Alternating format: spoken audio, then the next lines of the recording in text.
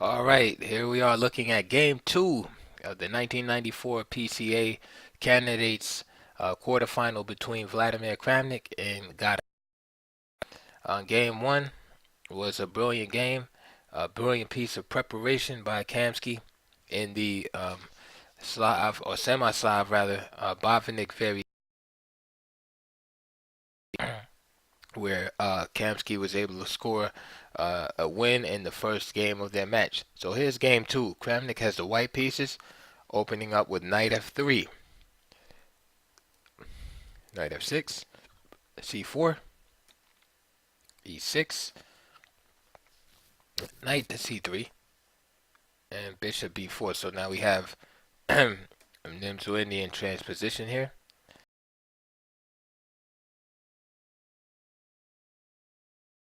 To c5, castles, knight c6, d4 from Kramnik, c takes d4, knight takes d4, queen e7, knight c2,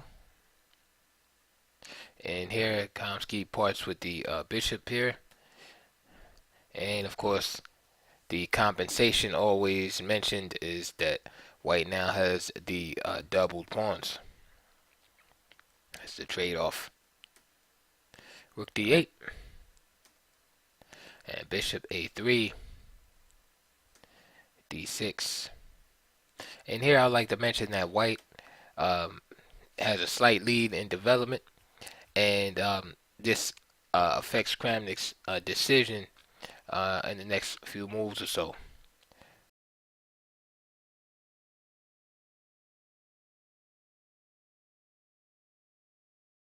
Kramnik plays the move knight d4, and Kramnik is basically trying to exploit the fact that black is falling somewhat behind in development, and also at the same time white possesses the bishop pair and some open lines, and is basically trying to start an attack against black before he can get organized.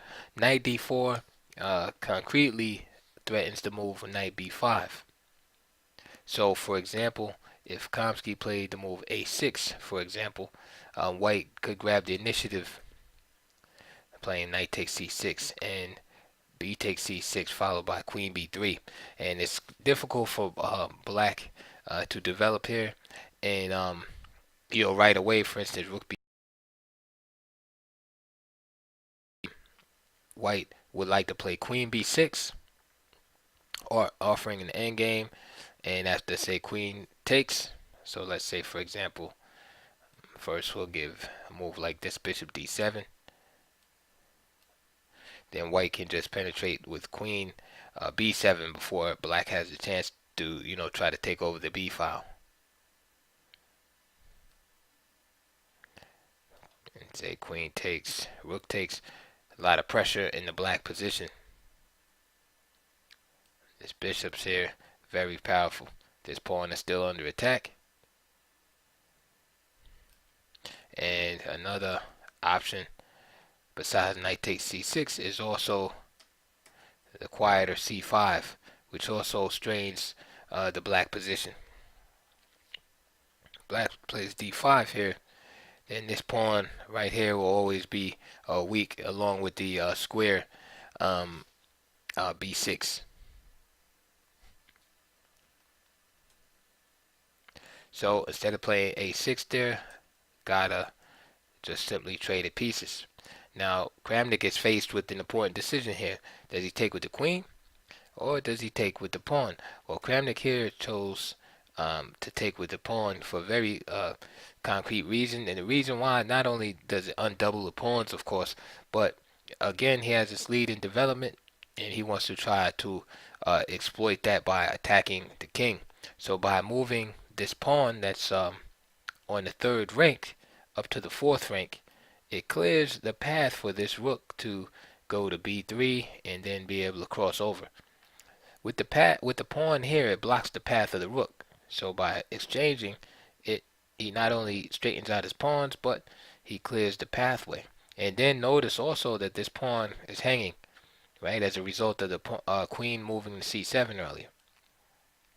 So Kramnik uh, is either faced with that choice, right, to be more active but sacrifice a pawn, or he can play the move Queen D4, which um, protects his pawns, of course, and keeps the pressure on the D pawn. So, for example, and this is serious play too for White. This is good also, right? Just to play for a pressure position. So, for instance, if E5, and just drop back to D3. And again, it's hard for Black to develop. For instance, how do you move this bishop here? Oh, sorry about that. You move this bishop, then this pawn gets captured. And then this pawn is under tremendous pressure as the C pawn is in firm control of the D5 square. So for example, knight E8, and just say rook moves like rook FD1. So Kramnik had a nice position, in other words. So he could have chose to play this way, right, against the D pawn, play a more positional game, or he could have played as he played in the game. It's more in an attacking style. And again, this is the young Kramnik. This is how he used to play. And I wonder sometimes if these early losses that he, you know, had in his career or in these matches playing this aggressive style, if that caused him to switch his style later on, or was it just a matter of age, chess maturity? So anyway, he chose C takes D4, pursuing the more aggressive attacking theme. So Kamsky grabs the pawn and Queen D2. Now, of course, Kamsky knows he's going to fall under some type of attack, but in his mind, he's calculated that he'll be able to withstand the attack, because you always have to take serious consideration when somebody's offering you a pawn, especially a strong grandmaster. He's not just it's not like Kramnik didn't see that he was losing the pawn. So Kamsky had to take deep consideration, and so in his mind, he has enough to withstand, and in Kramnik's mind, he feels that he has great compensation and attacking chances for the pawn. So it's not necessarily that he knows he has some kind of clear advantage, but he probably feels that he has enough as far as compensation for the pawn. For instance, piece activity, pair of bishops, along with the chances, open lines, etc. Queen goes back to A6. There it is, rook B3, and now the third rank is clear, so the rook can just swing over. Rook B8. So this takes some more pressure off the B pawn, so now that the bishop on C8 can move. E4. So Kramnik is getting,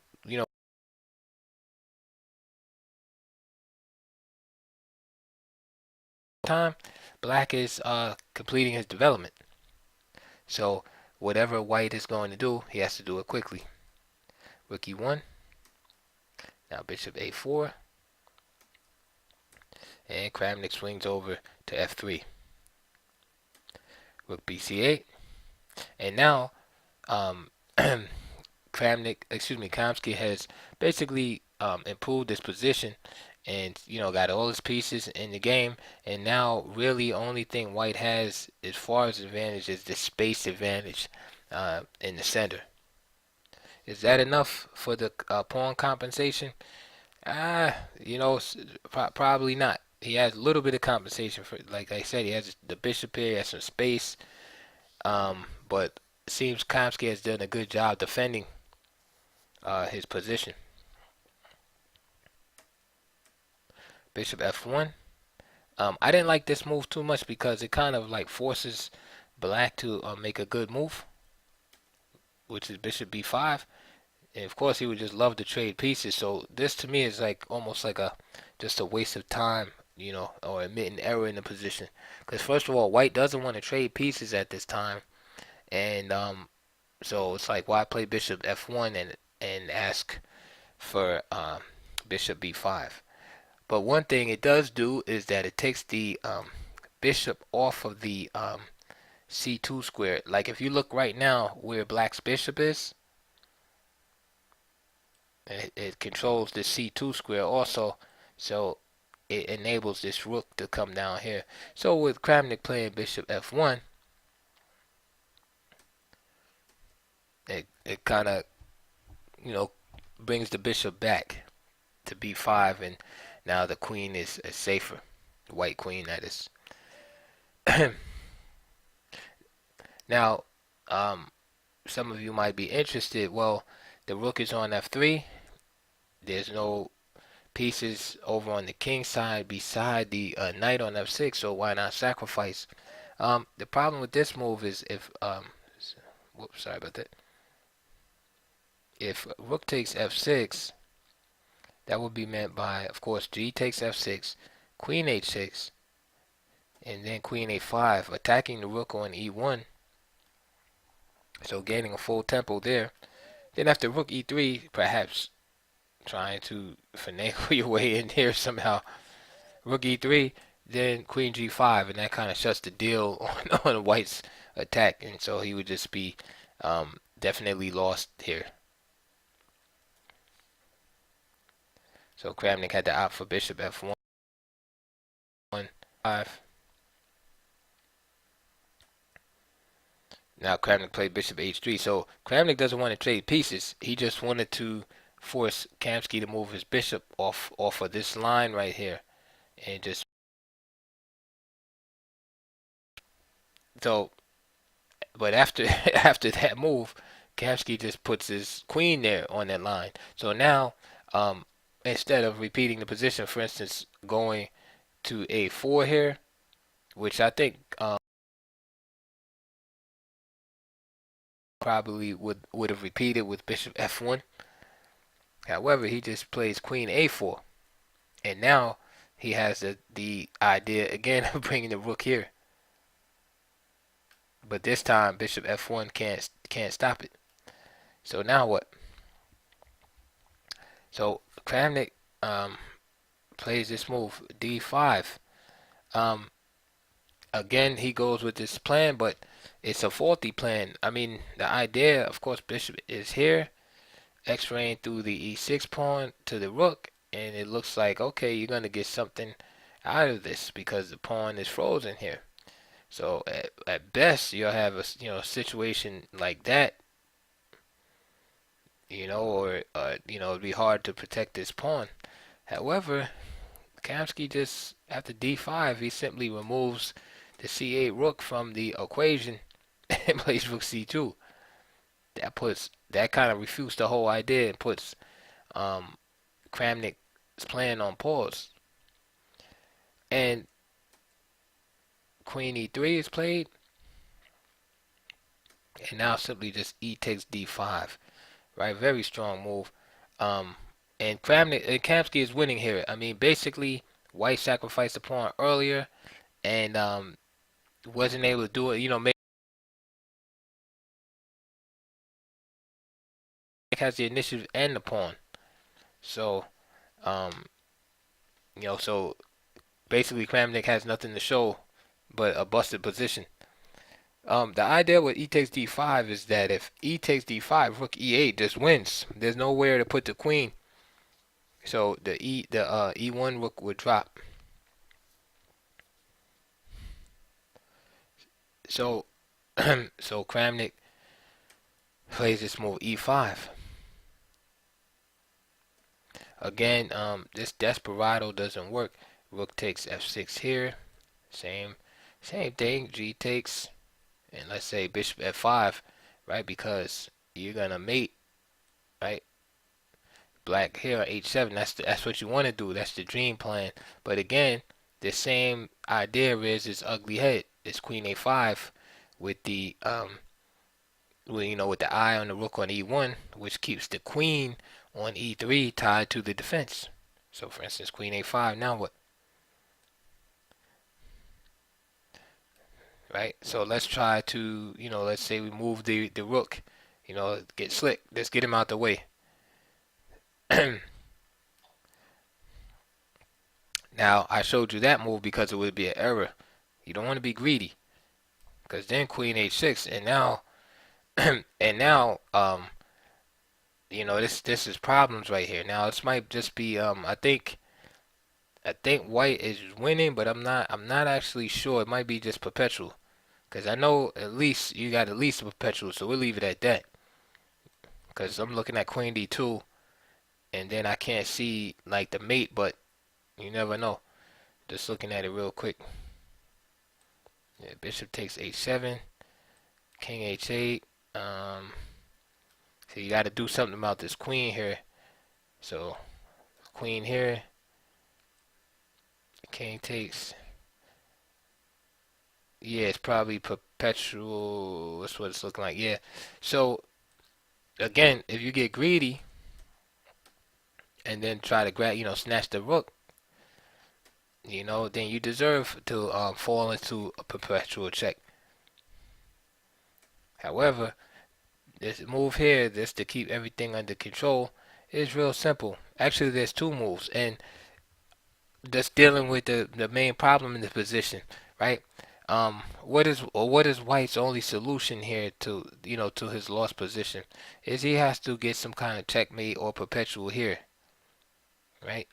Get an arrangement where the queen is here and the bishop's here. Once you know that, then your whole strategy is based around the elimination of that threat. Well, how do we do that? Well, one of the ways is to eliminate the pieces that are responsible for the threat. So we could play bishop d7, get rid of this guy. That's one solution. The other solution, which is the one I like, is just get rid of the queen. You play queen d2. So that's like the refutation to that idea. So rook takes f6. Just not work because black is too active. His pieces are too too free. So it's kind of like those moves work in situations where the person not developed or pieces are in the corner and stuff. But too many open lanes and black's development is good. Black did a good job unraveling um and developing his pieces. So e5 was played instead. d4 hitting the queen. Queen g5. And now rook e2. Very, very strong move. It's unpleasant surprise. Sure. And now what? Idea is if rook takes e2, then queen d1 is killer. The bishop is forced to come back, and then you just take bishop takes e2. Okay. Only things that can save on white here is basically to bring the queen back to c1, and you just queen takes c1 and then take the rook.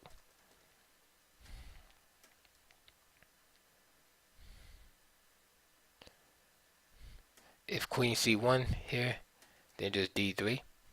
Rook takes, d takes, and that pass pawn is killer. Then rook d1, just winning. All right. So rook e2, right? You could put exclamation mark there. Great move. Kramnik went for mate. He takes f6. Rook takes e1 check. And now Kamsky kind of has to walk a tightrope with the black pieces. Still has to be careful because all Kramnik needs is one move. Bishop f1. Rook takes f1. King g2. Rook g1 check. King h3. Looks like Kramnik is on the verge of a brilliancy. Look at that. Nope. Bishop d7 check. King h4. King g6. Queen h6. I mean, Kramnik is so close. He just needs just one move. He just needs one extra move or tempo. Can he get it? D3 check. Nope. The rook f4. So surely Kramnik is winning right here. All right, rook f4. Nope. Kamsky finds the killer move. Queen takes f4. Right, that's the death blow right there. Just that's the gavel. Hitting. Queen takes f4. Of course, you can see, hopefully, that if g takes f4, then just simply rook g4. And the problem is the discoveries here. So for instance, after king h3, which is forced, then rook g5, check with the bishop. Then after king h4, then just simplify, just win the queen, and you're just up a few pieces. This is why Kramnik couldn't take with the pawn. Instead, he was forced to, he took with the queen. So now he's up a queen. And it's funny because this is the second game in a row where Kamsky sacrificed his queen against Kramnik. That's interesting. I bet you'll be hard pressed to find a match where a player sacrifices queen 2 games in a row, back to back, and was victorious both times to boot. And he, alternating pieces. He sacrificed with the this queen with the white pieces. This sacrifices queen with the black pieces. What's going on here? All right, so rook h1 was played after queen takes f4, and it's just a mating net. The king is short of squares, flight squares. g4, h6. So just closing the door, tightening up the net. King h3. And now g5, because again Kramnik's trying to mate itself. He wants to play queen takes h6 and queen g7. So g5, and now Kramnik plays queen d4, and now Kamsky finds a great move, simply d2, and this is all based on the fact that the queen is overworked, trying to stop this pawn and keep an eye on the g4 pawn. So now the queen is distracted away from the protection of g4. So now the rook attacks, and now the rook and bishop focus on the square, and just simply threatening checkmate. So for example, let's just do something silly. For instance, like bishop b4, then just bishop g4 will be checkmate. So f3, and then Kramnik found the answer. This is bishop b5. So basically, Kramnik closed the front door, and Kramnik came around the back door, and the idea is just to come here, and there's no stopping that. So for instance, bishop b5, say queen c1, you do it anyway. Bishop f1, and then the queen again has to sacrifice herself. So another fantastic game by Kamsky. Again, I think that's the first time I remember again seeing 2 games in a row in a match like that where the player sacrifices his queen in both games and goes on to win. So just fantastic game by Kamsky. It's just giving you an idea. Again, these guys are about the same age, so it's just giving you an idea how strong Kamsky was at this time. I mean, Kamsky was super strong. With Kramnik was very strong, and Kamsky's just wiping the floor with them in these 2 matches. I'll give you some of Kramnik's thoughts after probably in the last video and concluding the match, is why he felt he his problems. He explains his problems in the match. But for now, Kamsky's up 2-0, and please like and subscribe, and any questions will be answered, and I'll see you on the next